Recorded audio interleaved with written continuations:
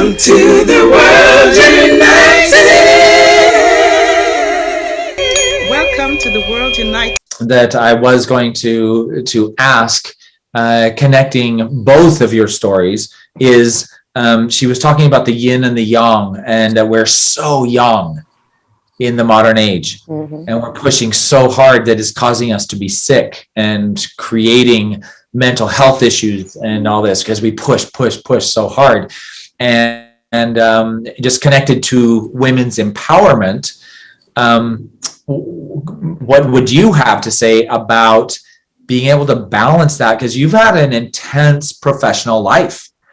You've pushed hard in the yang side, in dance and in your creative efforts and in education, and anything you've been involved in definitely has pushed hard yang.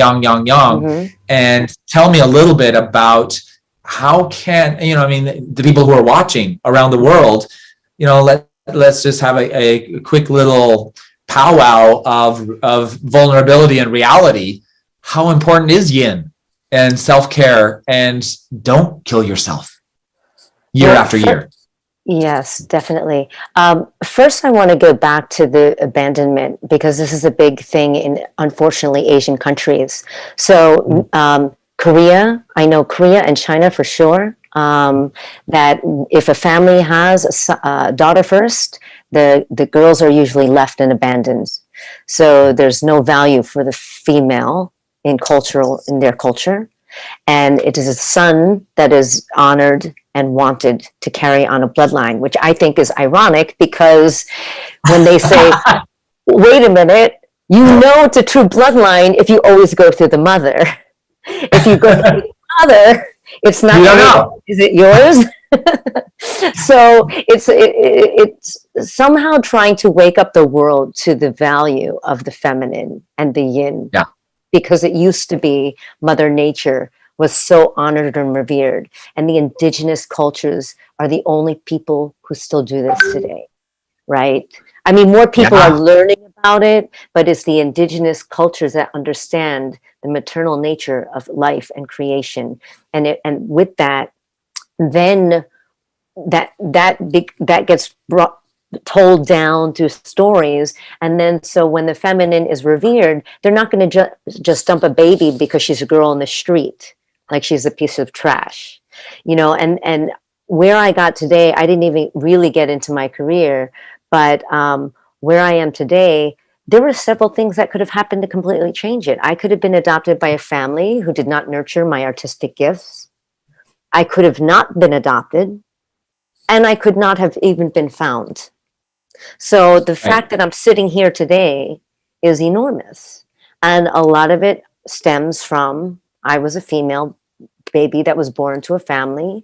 Now, I'm sure there were there could have been other factors. There very well must have been. It was in the time where technically, war was still happening over in that part of the world. So there were so many things that could happen. And so once we start to honor the feminine, then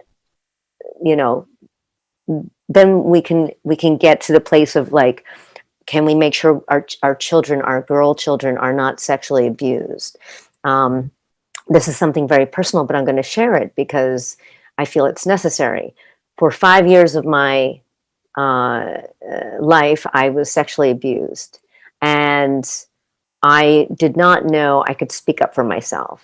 And it was from about 8 to about 12, I would say.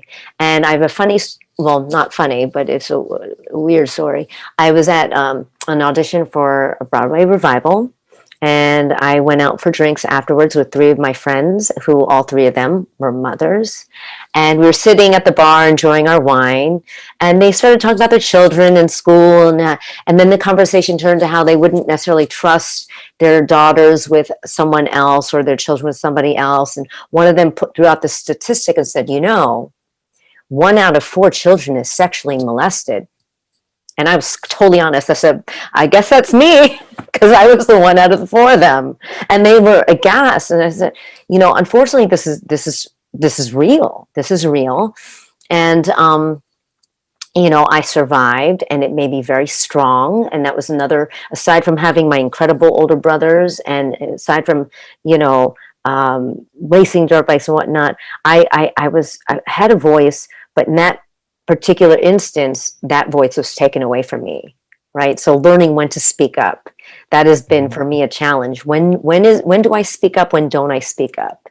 And I know that we have to be better at speaking up for others, for sure, especially people that don't have voices, whether it's, you see something happening in the street. Maybe it's not necessarily safe to speak up, but is there a way that you can call 911? I've done that, walking the streets of New York City. I saw someone getting assaulted. I called 911. I knew I wasn't going to get in the middle of the fight, even though I feel bigger than I am, but we have to learn to speak up for each other, speak up for ourselves. Now, I've also done it at the wrong times. I'm sure we all have at some point in our life. So, it's finding that balance of when to speak up and when not to, but also not to be afraid of making those mistakes of when to speak up and not to, because then we learn when it's most crucial, right? Absolutely. Absolutely. No, thank you. Thank you for the vulnerability, number one, and being willing to share that, because it is something that we need to talk about. I know in another session, there was an 18-year-old girl shared her story of her father committing suicide, which was very difficult for her to share that, but so needed. And her whole campaign at this point is to say, we need to open that conversation. We need to be okay talking about it and not hide it. And it's similar to this type of abuse. It's like, no, don't wear it. It is not a badge of anything, but we need to not be afraid to talk about it, to know that it's there, and know how, if we don't address it, we can't fix it. And so, we can hide it as much as we want, but it's still there. Yeah. And it'll fester. It'll get worse if we just try to hide it. So I really appreciate that. And so important in this topic of spirituality and women's empowerment, as we move to, so one of the messages I've been hearing throughout from you as well, but there is a powerful, beautiful transition, and as we all know, into this new age of enlightenment that we're experiencing. And of course there's opposition against it, but we are seeing this tidal wave of humanitarian work, of higher consciousness, expanded consciousness, and it's just moving into this age of Aquarius, right? Where it is that time to move into a new age.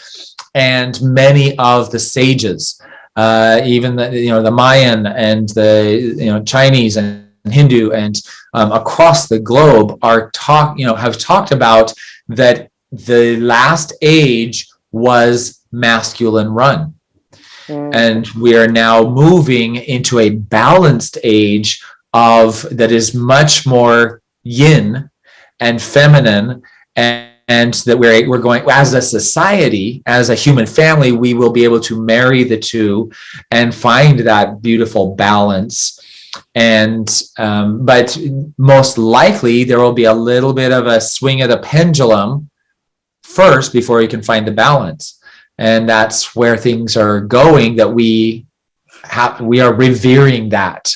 And it's the right direction. And things like this, talks like yours, this Transformation Festival is moving that pendulum into that space of nurturing and loving and embracing all, which is the yin, is the feminine energy. So thank you for bringing that up as well.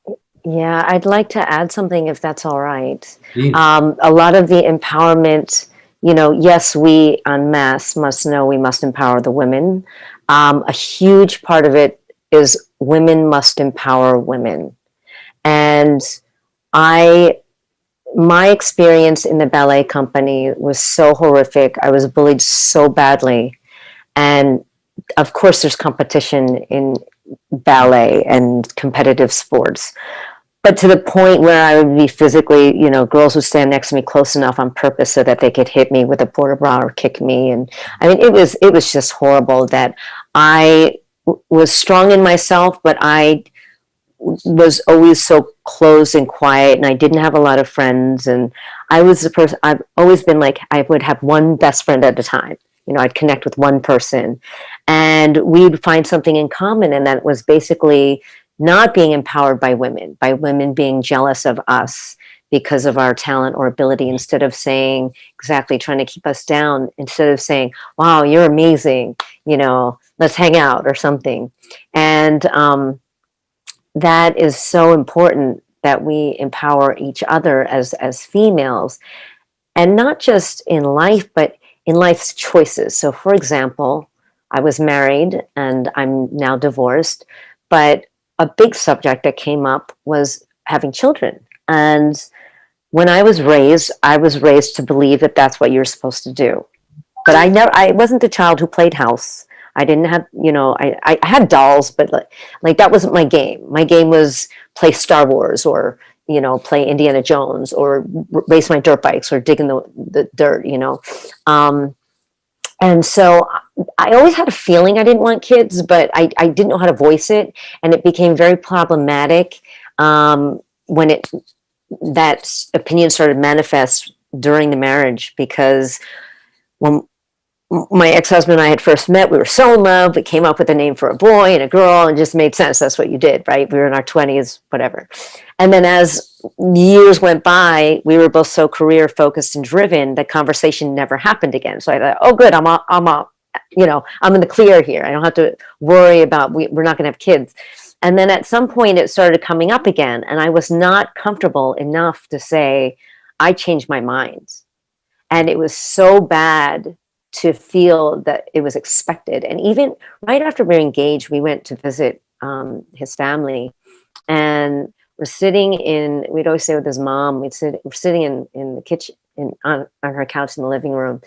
And she says, so when are you going to give me grandkids? And he says, when are you going to buy us a house? And I thought, where's my part in the conversation? I don't even have a voice here. We're not even married yet, you know? So this expectancy on women that you must do this, I did it. Look at me. I'm happy now. You'll be so happy. Trust me. I had a friend that she would not stop talking about how happy I would be when I was pregnant. And there was no part of her that would respect when I was saying, I love that you enjoyed that experience for yourself. That is not what I want. No, trust me. And she would not relent. And it was so annoying, because I respected her joy and her pregnancy and how happy she was, and how she felt magical. Great. That was for you, but please respect what I want, or what I don't want. And so that's another big thing we have to be very aware as women, that just because you do something and it's right for you doesn't mean it's right for the person next door, or your best friend, or your sister, or your mother, or your cousin, or your niece. You know, we have to support them no matter what, you know, and that is a big subject that doesn't come up a lot. Right. You know? Right. No, and I understand if somebody does experience extreme great joy, and something that they're like, oh my gosh, I never would have known. I never would have understood this if I didn't do this. And before I did it, I had no idea. I thought it was like awful and no, but then when I did it, it was amazing. Of course they want to share that. Of course they want that. You know, it's like, I went on this roller coaster. I was scared to death, but when I went, it was awesome. So sharing is different from saying, exactly, you need to go on the roller coaster. No, trust me. You need to go on the roller coaster. So you didn't let me finish. Exactly. But there needs to be respect for others' life choices, and not forcing them and expecting them to do it. But I understand the sharing and the wanting them to experience that joy themselves. I understand that, but the respect needs to be there. So I 100%. I come from a family of 10 children and 47 nieces and nephews. So yes, pressure is high. 100, totally Totally get It's all the that. verbiage. You know, you're not being empowered when you're being told, trust me, you'll love it. Right. That's my point. You should It do it. wasn't just saying Right. how great it was for me. It was, Yeah. no, trust me, you'll love Totally. it. No. And Yeah. so once I became confident enough in my voice, I've only had one relationship since my divorce, but I was so empowered in knowing that this is who I am. And, you know, I don't want children. So if you do, this is your out. You seem like an amazing person. I need you to know this because you deserve to follow your dream. Unfortunately, this person was hoping I would change my mind, stayed around, and guess what that did? That created so much turmoil because now they suppressed their dream for me and they would get angry and it was all my fault. But I was honest from the get-go, you know? And so we have to, again, support each other. You know, when someone says, this is who I am, then you say, I see you. Yeah. Right? Yeah. Great. Yeah, my comment wasn't meant to oppose or go against what you were saying, just recognize the desire to share good, beautiful things. That's beautiful, but the respect absolutely has to be there. Yeah. And so I was agreeing with you. Absolutely. You know, but recognizing the goodness in somebody else's heart at the same time, maybe. I'm so thrilled that you came. I am so happy that this worked out, and that your physical condition, that you're feeling so much better. My brain was like mush. I'm like, oh my God, I can't speak, my mouth and my brain not wiring together. I'm normally kind of not like that at all. That you're here and doing this. So really, really appreciate it. And I'm excited to see where things go with your story, with the rest of your adventure, and we'll be in touch for sure as that unfolds. So thank you for coming, and we missed Manja but we got to hear a lot more wonderful wisdom and experience from Christine Bendel. So thank you so much, and have a great rest of your day.